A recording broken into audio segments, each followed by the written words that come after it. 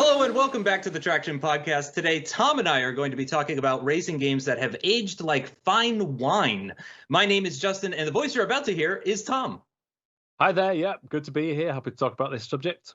Looking forward to it. So first thing we want to do is actually, kind of explain what we're talking about here today. So there's multiple types of games. So this could be either a game that has been updated like crazy to be much better than it was at launch, which is more and more common as time goes by, or potentially a game that just has aged really well, that we didn't fully appreciate it back when it initially came out, but now with the passage of time, we can look back on this game and we can fully appreciate what was best, what was great about it.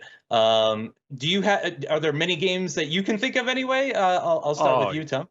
Yeah, I think we could both think of absolutely loads of these, right? And I'm sure the listeners would. So bearing in mind, we're just going to cover a few, some of our sort of top picks, but we're not saying that these are the best or worst games in the world.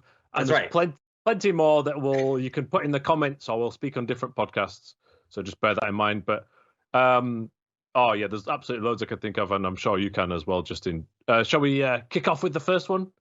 Yeah, and in fact, why don't you go ahead and go first, since you're sort of the guest this time? I'll let you go first. I'll be all right.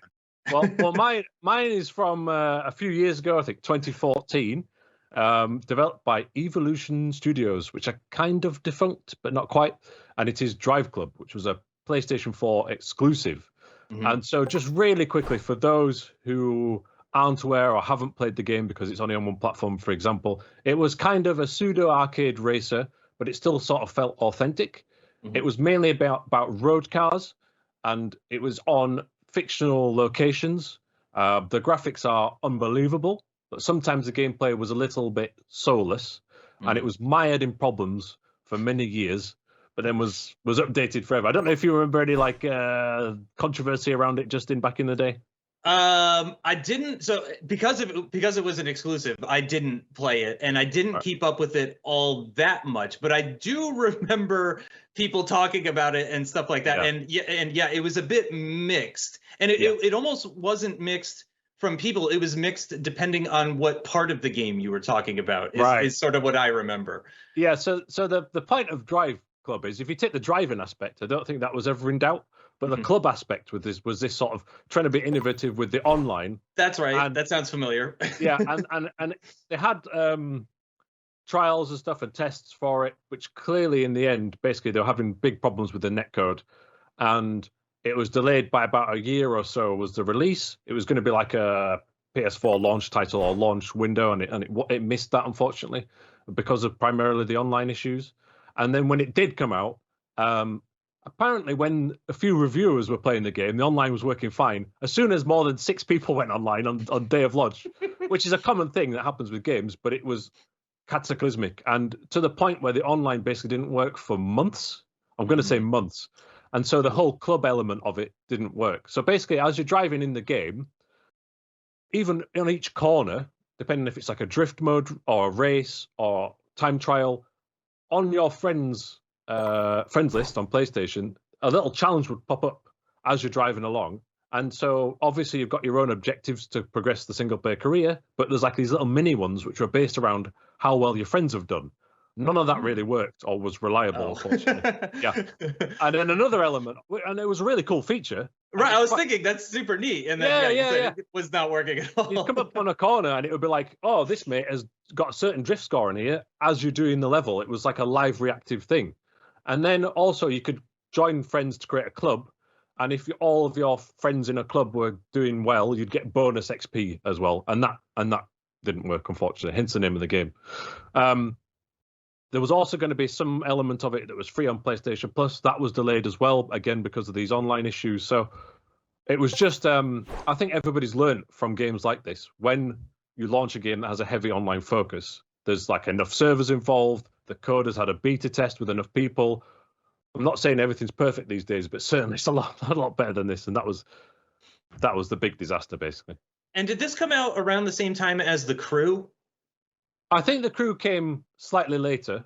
Slightly later, okay. Yeah, and that was an open world and this wasn't. but certainly in terms of the crew, you could join together in a crew, hence the name of the game, right? Right. And race together and get bonus points. So that element's very similar. Good shout. And that kind of worked on the crew. And there was a big beta, which sort of put a lot of people off because the gameplay was a bit dull, right? But at least they got the internet side of things working, and it got it out there. And maybe with Drive Club, they just didn't get enough people playing it and stress testing the servers.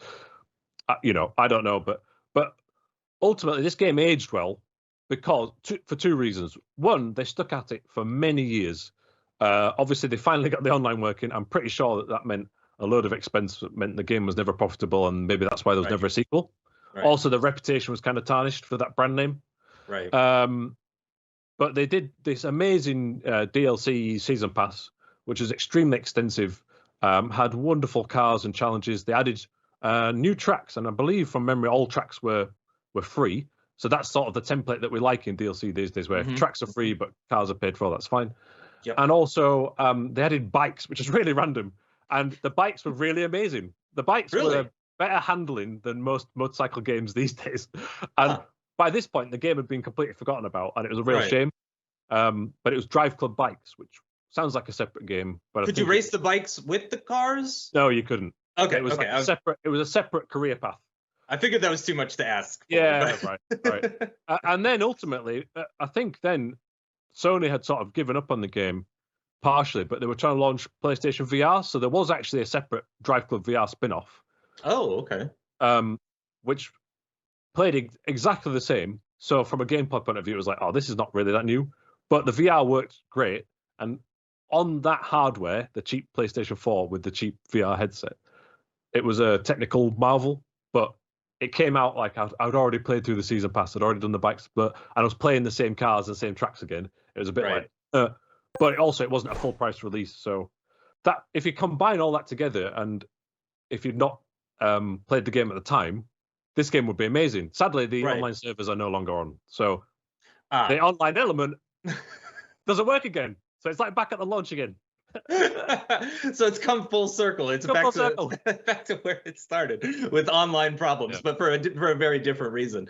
My experience with Drive Club is I think I remember the trailer, which is why I asked about the crew, because I want to say the trailers came around the same time, possibly even the same E3, potentially. But yeah, I remember watching the trailer for it and going, okay, this looks neat. You know, the graphics looked really good for the time and stuff like that. And it was a really well put together trailer as well, which is sometimes sort of like a lost art form. So it looked really, really cool. And then, I found out PlayStation exclusive, which I have mentioned before in the past that I think PlayStation needs to get rid of exclusives, because I probably would have bought that game for PC. That's a discussion for another time, for another podcast, because I disagree with you and you have that. So, and we know this, so we'll talk about we won't get sidetracked on that one. I mentioned this game as well because you did a social post on the TraxionGG social channels, right? Yes. And still now that photo mode in this game holds up. Like, the best photo we got on that social media post where I asked for people's in-game racing game photos, my personal favorite, was from Drive Club, and it looked absolutely incredible. Yeah, and this is an old game now, 7 years old. Yeah. Apart from the DLC, it was basically dropped. Unfortunately, no sequel. But there is a spiritual successor, kind of ish. No, that's a bit tenuous. But basically, the team that make it were obviously ditched from Sony, but Codemasters bought them, the entire team, and they made one of Justin's favorite games, which is Onrush. And then lastly, they've made Dirt 5. So another console exclusive, unfortunately, which was again my big complaint with Onrush. Just put it on PC. I'm begging. Yeah, right. Sorry, I'm with you now. Yeah, Onrush on PC. Yeah, sorry. Yeah, but Dirt 5 was, and so if you want to get, and it has a really good photo mode. So I don't think there's coincidence there. It's clearly the same. Oh, good. Yeah, very good point there, actually. Because Onrush, I spent a lot of time actually in that photo mode, probably almost as much time playing it. Right. Yeah. Which was really impressive, and it just had a style to it that I really appreciated. Yeah. Was Drive Club sort of similar? Did it have? Yeah.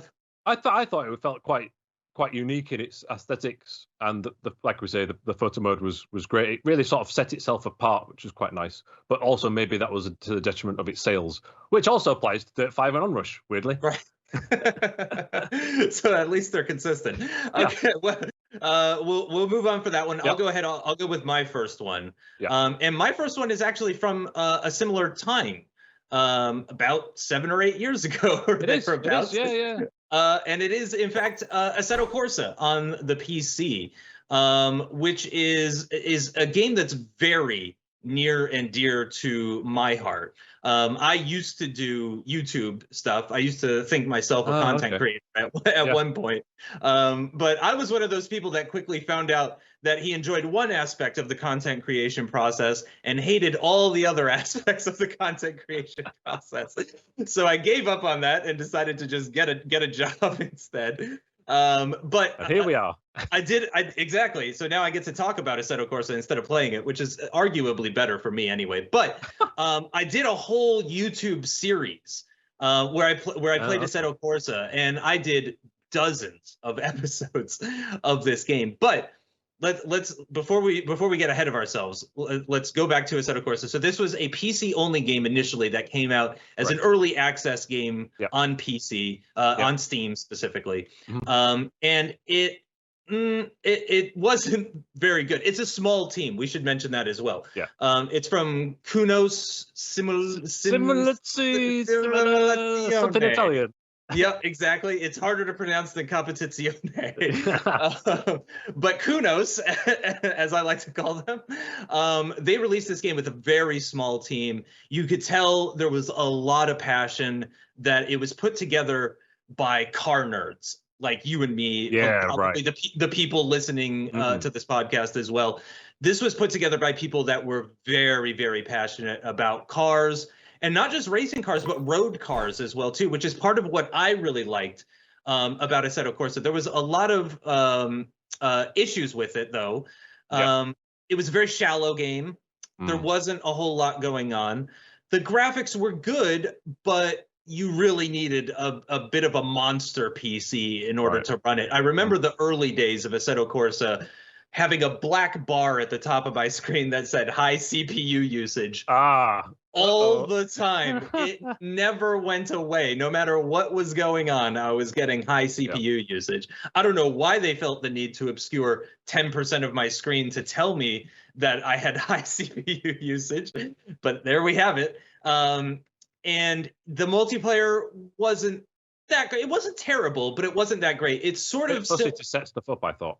Yeah. It's sort of akin to Wreckfest. So it's not impossible to set up a server and get it running and all kind of stuff, but it wasn't amazing. You have a point on that? I have a small point on that because, on console, because Assetto Corsa, this is the OG one, not the Competizione, which is current now, but this is the OG one. One of the reasons it sort of improved over time was how they improved some of the online elements. And just like Wreckfest, like you mentioned there, on console, they did add at a later date like a server browser and private lobbies, which was like really great. I remember for ages, my friends were playing it and there wasn't a way of actually playing it online properly. And then they did improve that, which was really good. And now that lives on and you can still play it online to this day, get some friends together. And and Wreckfest also has these private lobbies on console, which is a big help. So that was just the parallel I'd like to make there. That's all. Also, Assetto Corsa didn't have any sort of customization, which was, I mean, a real problem at the time with PC racing games. Stuff, right, exactly. And that is something that sort of changed, not in Assetto Corsa, but that's something that's changed in the racing game world by developers over time. We're starting to get more and more PC racing games that have that kind of customization and stuff like that, which is great. But yeah, Assetto Corsa didn't really have it. It had those weird almost pre-tuned cars. Don't you remember that? It was like stage 1, stage 2, stage 3. Stage 2. Yeah, the Lotus Exige 240R, which was one of my favorite cars, had like 3 different power variants. Also, there was like 1 million Lotus cars in there. Yeah. Like way more than any other brand. But fine. Yep. It was like there was the 211, the Exige, the Evora, pretty much F1. Yep. The one that they drove on Top Gear, the T. The ground Somebody's effect. listening to this right now and they're screaming out the name at their screen or wherever they are. But yes, yeah, the F1 car that you could buy from Lotus that was featured on Top Gear back in the yeah, you're right. Yeah. Wait, Jean Alesi was doing it. It was great. Yes, that's right. Yeah, I thought That's right. Yeah. That's the one. That's the one. So, and it didn't in the early days. It didn't have the mod support either. Not or it didn't have the vastness of quantity of mods to choose from either. So early days, Assetto Corsa was a little bit frustrating. And again, this is something that I've kind of briefly touched on before. But the Assetto Corsa career mode, which came out not that long after, it was like a couple years, a year or two. Maybe it definitely was included in the console from launch in 2016. And the PC version came out at the end of 2014. So somewhere in that period, the career mode was added, I think. Yeah, it was and you could tell that they kind of put it together kind of quickly because it was not the most. It was more a series of challenges than a career mode. And very difficult ones, I must add. It was very frustrating. I had a video of me getting very mad at one of them driving, no surprise, a Lotus around Silverstone.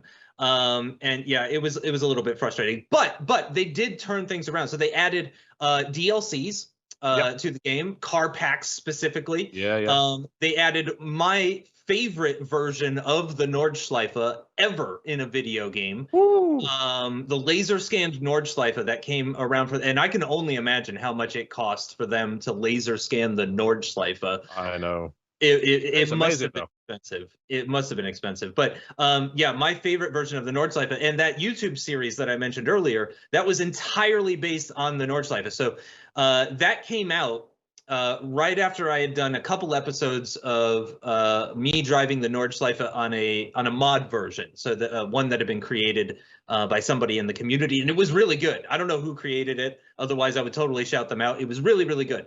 Wasn't quite as good as the laser scan one, but it was still very, very good. And I'd started driving that in different cars, almost in a way to compare cars. So I would have like a power. How would it perform around here? Exactly. So this car gets a 7-minute 30, and this car gets an 8-minute 30, and just kind of like a benchmark, really. Yeah. And I turned it into a whole thing, especially after the laser scan version came out, and especially with those great car packs that were coming out. Yeah, I remember my favorite. I bought all of those. Yeah. My favorite was the Japanese car pack. Did you have a favorite? I didn't have a favorite car pack, but I can understand why yours was a favorite Japanese one. And that was another one that had pre-tuned cars, by the way. You could, it was an AE86, the Toyota Corolla, Sprinter, Trueno, whatever you want to call it. There was a regular version, so it was just stock version of the car with its 120, 130 horsepower, whatever it had. Not much. Exactly. And then there was a drift version that you could get, and then there was like a racing version that you could get as well too. So there was like 3 different versions of it, and I took all 3 out on the Nordschleife for half-hour-long videos, and fully commentated and everything. Like that was the love that I had for Assetto Corsa. But those early days, it was pretty rough. And since then, the mod scene has absolutely exploded since then.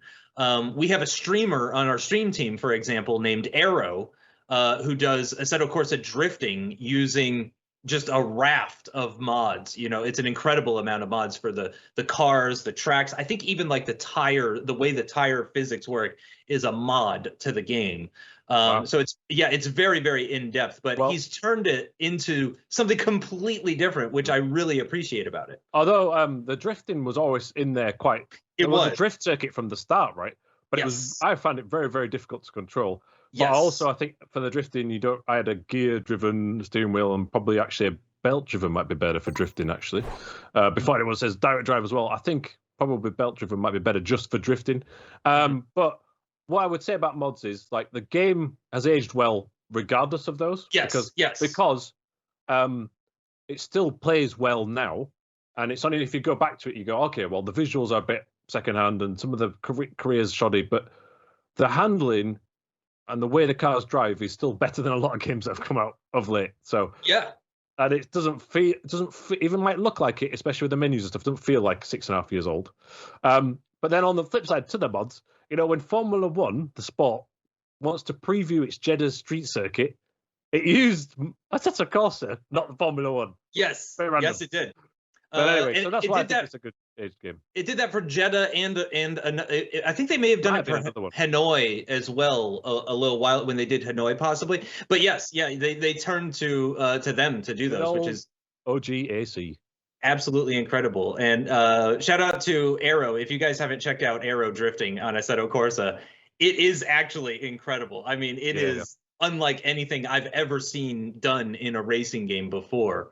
And it makes me really, really want a racing rig to make that work so that I can get in on some of that too. Because I've done drifting in Forza, but not on the that's a whole nother level that he's doing. So okay, we've talked probably too long about Assetto Corsa now. So Tom, why don't you go ahead and give me your second game? Oh, second one, fairly obvious and fairly recent. So just to be clear, I don't think any of our choices are going to be particular modern classics or retro games, but that could be for another time. And comment on YouTube, on the website, if you've got, or social media, if you've got any others. So I'm going to go for another recent one around a similar sort of time, actually, as the ones we've talked about.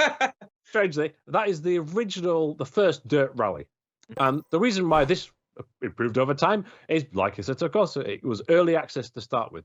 But more so, importantly, this was a simulation rally game, whereas the previous Codemasters rally game, like the Colin McRae rally and the Dirt series to that point, were authentic, and you definitely had a great time. This was a bit more serious, but it was more of a skunk works project.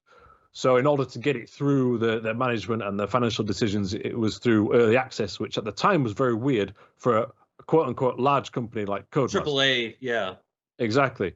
And so to see it then be picked up by the community and loved and enjoyed and get enough of an audience to then continue to add to it in early access and then to finally release the final version on PC and console and even VR editions on PC and PlayStation was very, very satisfying. Obviously, there was also DLC and consistent updates for it. But I think the main reason why it's aged, so that's probably the main reason actually why it's aged well, right? But also, I think it also set a template for, there is actually a market for a serious rally game after Richard Burns' rally.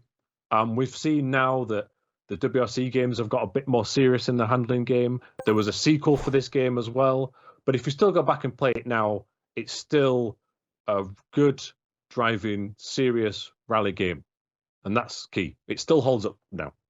And for me, because I've actually played that one, it was one of the best career mode experiences. The progression on it was so good. And as I just mentioned when I was talking about Assetto Corsa, at that time especially, it seemed like the PC side was really starved for that kind of experience, specifically within a racing game. So correct.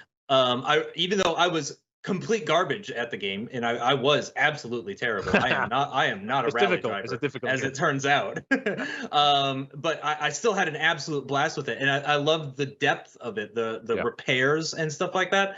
So would you say this one? Would you say this one is more of is aged well, just because looking back on it, like you know, it was. So this is one that it wasn't bad and then got better. It has gotten better since it was then. Good from the start. Right. It was good from the start. They evolved it, but it was pioneering in many ways. It sort of set the template.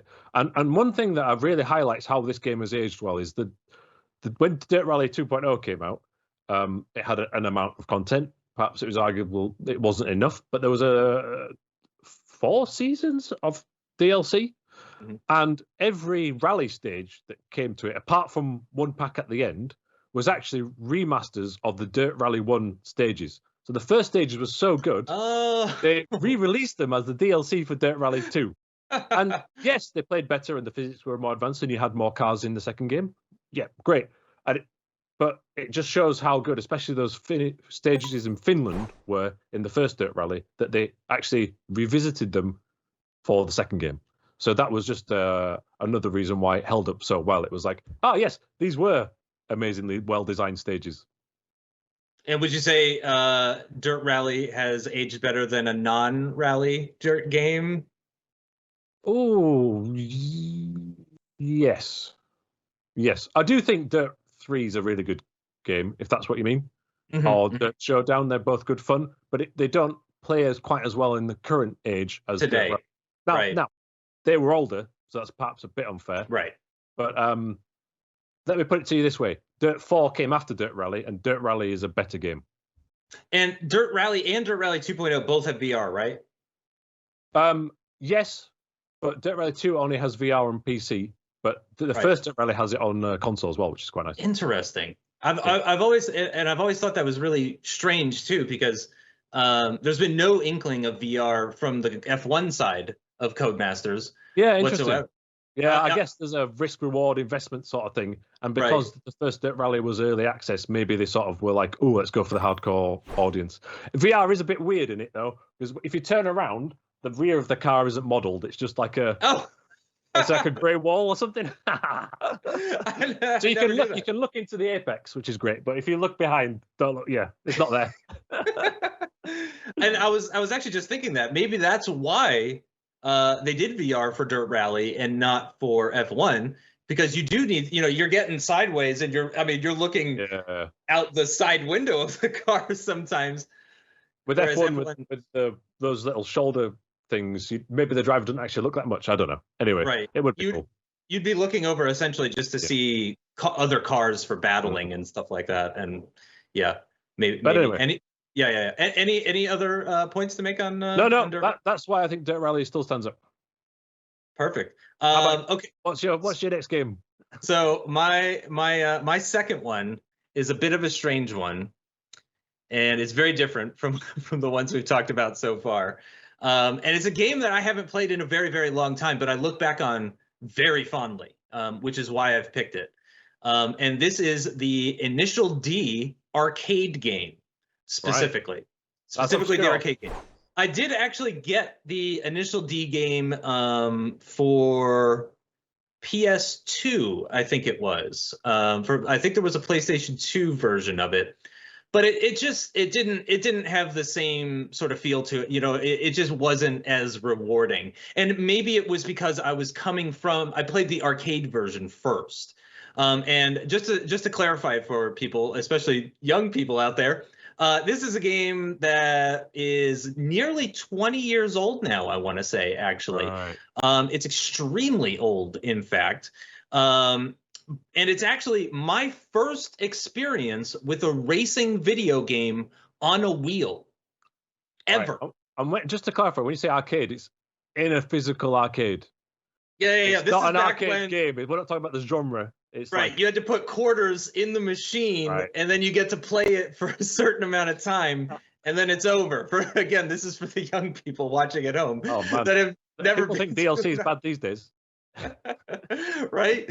So this is based on the popular Japanese anime Initial D, which was a Japanese cartoon sort of for teens, like a young adult thing. It wasn't for adults and it wasn't for children. There were some very serious topics actually that got covered on Initial D. I won't go into those on this podcast, but it was for like young adults, like 16, 17, 18-year-olds, those sorts of people. And it was very popular. It was, if anybody that knows anime knows that you pretty much have an anime for everything. There's like a volleyball anime, there's like a swimming anime, there's an ice skating anime, and this was the drifting anime. And I think they worked with Keiichi Tsuchiya. On the choices here. two drift-related games, kind of. Anyway, sorry. I think they worked with Keiichi Tsuchiya, who is commonly known as the Drift King. I know that person. Yes, I've heard of it. Yep. And if Arrow is listening to this podcast, he will definitely be knowing all about this stuff as well too. Anybody that's firmly in the drifting scene will already know about this, so I apologize. I'm explaining this stuff though for people that are the uninitiated, unfamiliar, that kind of stuff. It was an arcade racing game that had a physical wheel. So it was like when you would go play Daytona USA and it had a wheel, but it was much better than Daytona USA. And it was based on the anime, so you would drive the toge roads, the Japanese mountain roads downhill. Specifically, was what Initial D was about racing downhill in cars that weren't ultra powerful. A lot of them were tuned, but not massively. So we're talking about a 90s RX-7, twin turbo RX-7 that's got maybe 300, 400 horsepower, going up against the Toyota Corolla from the same sort of time. And the arcade game kind of followed that. So you would pick, you had like the AE86 Toyota Corolla, you had an S14, an S13, a 180SX, a Skyline. All that JDM stuff. Exactly. And this was actually post Fast and Furious, I think, when the game came out. So I think that had a little bit of an influence potentially, just, you know, the car tuner culture and that kind of stuff. And what was great about the game, and this is one, again, just like your second pick, this is a game that was great right away. Right. It's not that it got better, you know, with time or anything like that, but it's just, you know, when I think about it, when I look back on it, I'm like, man, I miss that. I miss that experience about it. So the way the game worked was you would pay extra the first time you played, and the machine would spit out a card. I don't know. I should have gotten I have some still. I have them still around. I still have these cards. So a physical card. Yes. Comes out of the game. Maybe I'll tweet out a picture. They're filthy because they're like, you know, 15 years old or something. They've been sitting in my wallet forever. So, but I'll tweet out a picture from the Traxion account since I don't have it to show right now. And plus, people are probably listening anyway, so that doesn't make sense. But you would get this card. So you pay a little extra. You pay like $2 the first time you play it. And you would get given this card. And every time you play the game after that at the arcade, you would bring your card and you would pop the card into the arcade machine, and it would load up your save data, and it would remember like how your car was tuned. It would remember your name and, you know, all your best runs, and I think possibly even ghost data. So you could you could see your own ghost car and race against yourself and all that kind of stuff. And it was just totally unique. I don't know if it was unique for Japan, because it was a very, you know, Japanese. I don't know if it actually got localized. When I played it at the Good Times Arcade in Boston, Massachusetts, that's where I used to go. That's right. And I used to take a 2-hour bus ride to go play this game. Wow. That must be good. Well, they had a good DDR machine, and I was really into DDR at the time too. So I was going there for multiple reasons. I had friends out there too, so I wasn't just going for Initial D, but that was a big part of it. Sure. To be honest, it really was a big part of it. And I think it was just in Japanese. And you just had to like ask people that were there, like, hey, where do I go to select things and stuff like that. Why do you think it still like holds up? Is it just because it was so much fun? We need more games that are more like in that style these days. Yes. So it was a racing game in that the emphasis was on game, more on racing, which is the weird part. And a lot of times it was just a time trial run that you were doing when you were showing up. Like you could race, but because these were on Japanese mountain roads, they're very narrow, and racing was kind of just staying close to the AI car in front of you. So a lot of times you were just kind of racing by yourself. But what was the interesting mechanic about this game, and it wasn't realistic at all. So don't think it had like realistic physics that behaved at all like the real world or anything like that. But what it did do was your car got faster the better you drove. So it was almost like the horsepower on your car went up as you did your run. So and that's why I say it was more of a game than a racer. So you would go. So if you made a mistake in the first corner, your run was screwed. Similarly, like I can almost compare it to Dance Dance Revolution, because I was playing Dance Dance Revolution at the time. Dance Dance Revolution, you start up a song and you start going. If you make a mistake at the start, that means you can no longer full combo the song. Where you hit every single step. You've now made that mistake. You can't. You're just going to have to start over from the very beginning. Similar sort of thing with Initial D. You needed a perfect run all the way through. It wasn't about like, oh, I made a mistake at turn 1, so now I need to have a little bit more commitment in the next turns. It was more of that reward. Exactly. And it was that kind of game mechanic to it where you got faster and faster. So if you really nailed the opening set of corners, then you would actually be carrying more speed on that straight in the middle of the course than you would if you had hit the barrier a couple of times.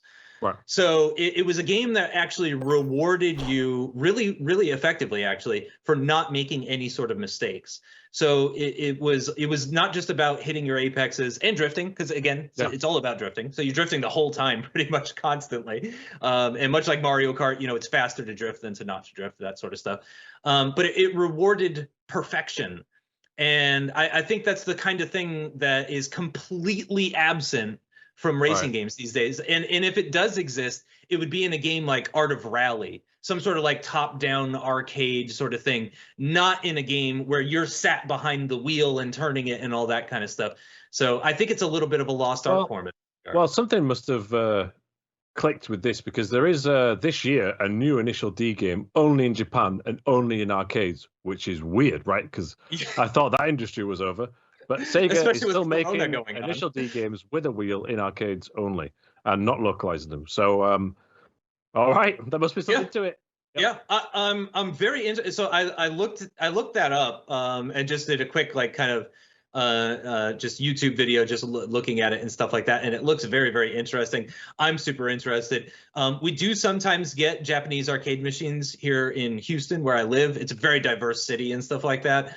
We used to get Japanese DDR machines at some of the more upscale arcades and stuff like that. So it's certainly possible. We also have, I don't know if you get these in the UK. We have places called Dave and Buster's, where it's like an adult arcade. Where you go and they serve beer and, you know, hot wings and all that kind of stuff. Under a different name, something similar to that has started, but just sort of it was becoming a trend, but COVID happened and everything shut down. Right. So and that's now we're opening up again. I don't know if those have survived, but there certainly was something like that near me. Yeah. Gotcha. So that's where I would expect to find it. If so, for those listening at home that are saying, oh, that sounds interesting, I might want to give it a go. Your opportunity may be coming up potentially, but again, most likely if you're in, like a populated area, a major city or something like that. If you're outside Japan, yeah, you're probably going to need to be in a major. Yeah, exactly. Go look online, see if any of your local arcades, if you have any big local arcades, if they have that. But again, I highly recommend it. It takes a lot of getting used to, especially if you're a sim racer, which I wasn't at the time. So that's how I was able to just jump in and have a lot of fun with it. So it might be a little bit weird coming from somebody who's used to iRacing or R Factor or something really hardcore like that. It's a totally different experience. Yeah, right. Again, it's sort of like a lost art form. I really think that, and it sort of harkens back to the day when games were games rather than simulators. So that's enough about Initial D, a game that most people can't play. So sorry to. Right. Hey. We're all about the different games and the weird games attraction, so it's all good. We did a great job with the first three. We picked games that are still, you can still go play. You can pick them up right now very easily. And then for the last one, but we do want to pick some honorable mentions. Yeah. And anybody that's a regular listener to the podcast. What could they be? I wonder. I think you're going to say GT Sport, and I'm going to say Forza Horizon 4. Yeah. Oh, no, wait. It's the other way around. That's right. It's the other way around. And I mean, to be fair, we're both right though. And in the case of those games, so I'm not going to pick a specific Forza Horizon. I would say just Forza Horizon in general has aged very nicely as a franchise, since it's first come around. And also the updates have improved it a lot. I remember Forza Horizon 3, my introduction to the series. It was a little rough around the edges on the PC side is how I'll put it. There was some problems with wheel support and just lots of glitches and weird stuff. But they've had however many years it's been now working on the PC side of Forza Horizon. And it's just gotten a lot better with all the updates. Apart from the Steam version, apparently that's buggy. Right. I don't know anything about the Steam version. I'm not no mention on that one. But certainly, they've added things like the custom course creator where you can make your own courses and stuff like that. The Super 7 stuff as well, I think has all been really good additions. Yeah, plus at least 2 cars still new to the game every month. Exactly. A big thing. So obviously GT Sport, I've talked about it many times. It was a bit of a shell when it came out, but the online innovation was really cool, and then they built upon that with some more single-player stuff. But I would also like to shout out to Race Room, which has been very quiet for a long time, as one that could age better later this year. Because if you go to the TraxionGG website, there's an article where they've announced a roadmap. I think they've had some fresh investment. And so they're going to go back in, change the force feedback, change the particle effects, all this good stuff alongside new content. Wreckfest is a good one as well. I mean, there's loads. And for me, one game that it's similar to Initial D-ish in that it's an arcade game and by Sega. I still now, if there's an arcade that I can go to at the seaside or something in the UK, I will play Sega Rally 2. Not that it improved over time, but it's still a fun game now. Hydro Thunder, I'm throwing that in as well. Oh, okay, there you go. Fun arcade game. But yes, I did want to just briefly mention, if we hadn't just done an entire episode dedicated to Wreckfest, we probably both would have picked Wreckfest. So the only reason we haven't talked about Wreckfest until the very end is because we have a whole episode dedicated to Wreckfest and why you should all be playing it, because it is the best racing game of our generation. Everyone should go play. And this is coming from a guy that says Forza Horizon 4 is incredible. So, okay, that is going to do it, though, for today's episode. Thank you, everybody, for tuning in. Make sure you like, subscribe, follow, all that good stuff. You want to get notified, of course, about the next episode. Also, check out our website at TraxionGG for all the latest racing game news, reviews, hardware, esports, the podcast, and much more. And give us a follow on social media at TraxionGG on most platforms. Thank you for listening. Thank you to Tom for joining me, and keep it pinned. Thanks.